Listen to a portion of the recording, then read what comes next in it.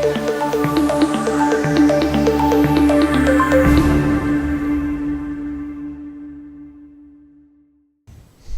there, I'm Dr. John Carasso, Executive Director of the Autism Center of Pittsburgh and Child Clinical Psychologist. Welcome to Dr. C's Morning Minute. I'm glad you're here. Today, I'll be talking about how to treat anxiety, phobias, and fears. You know, in his statement, there is nothing to fear but fear itself. Franklin Delano Roosevelt may have been onto something. You see, anxiety is considered to be based in fear, and more often than not, there really is nothing to fear but the fear itself.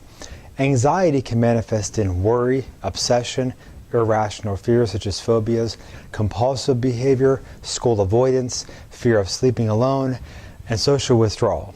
Anxiety disorders can stand alone, but often accompany depression, autism, bipolar, and trauma. Now, if you're not sure if you understand the nothing to fear part, I suppose that can be somewhat confusing. The idea is that anxiety is the great con artist. It cons people into believing that something is legitimately worrisome when it's really not. Of course, sometimes we worry about real life and legitimate issues, of course.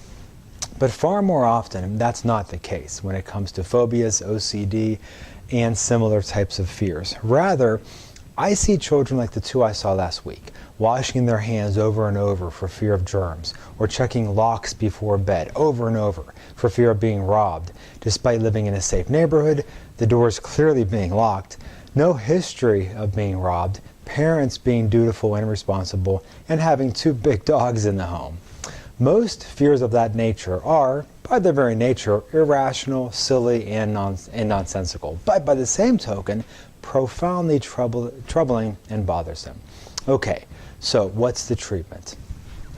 Like I said, like FDR said, there's nothing to fear but fear itself. So, first, we clearly identify the enemy. I often refer to anxiety as the monster that whispers to the child any number of anxiety-provoking things. In treatment, we help the child to bolster their reasonable and rational thinking to help them combat those anxiety-ridden thoughts. This is especially important because children, and adults too for that matter, who struggle with anxiety often have ill-equipped platoons, so to speak, to do battle. Meanwhile, the monster is well supplied with an abundance of anxiety-provoking thoughts that can leave the child feeling overwhelmed. However, by the time that we're finished in treatment, the child's army is fully prepared to counter those anxiety-provoking thoughts with self-soothing reminders that, for example, the child's safe, competent to problem solve, and that whatever bad thing they think is going to happen, in reality, is extraordinarily unlikely to occur and not worth fussing about. Okay, is there anything else? Well, yeah, there is.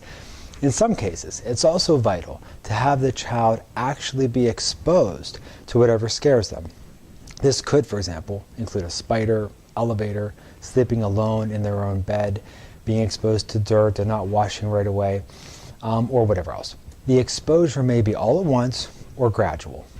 At the same time, they are taught to use self-soothing self-talk and calm themselves, and recognizing that they're going to be okay, and that really there's nothing to fear. We also use deep breathing, imagery, reassurance, and ongoing parental support to ensure success. In those instances, if the child is too overwhelmed with anxiety to allow for any exposure, even gradual, there are medications that can be quite helpful. Now, is this approach helpful? Well, yes, it's super helpful with an over 80% success rate. It's used with phobias, OCD, generalized anxiety, isolated obsessions and worries, separation anxiety, fears of sleeping alone, social anxieties including public speaking, and frankly, anything related to anxiety or fear. Now, if you're interested in the more technical terminology, the approach is referred to as exposure and response prevention. If you want more information about these techniques or strategies, feel free to email me at jcarasso@cpcwecare.com or Dr. C at autismcenterpittsburgh.com. Also, don't forget to follow me on Facebook and Twitter at Dr. John Carasso for daily tips and suggestions. All right, God bless. Hope this was helpful. We'll see you next time on Dr. C's Morning Minute.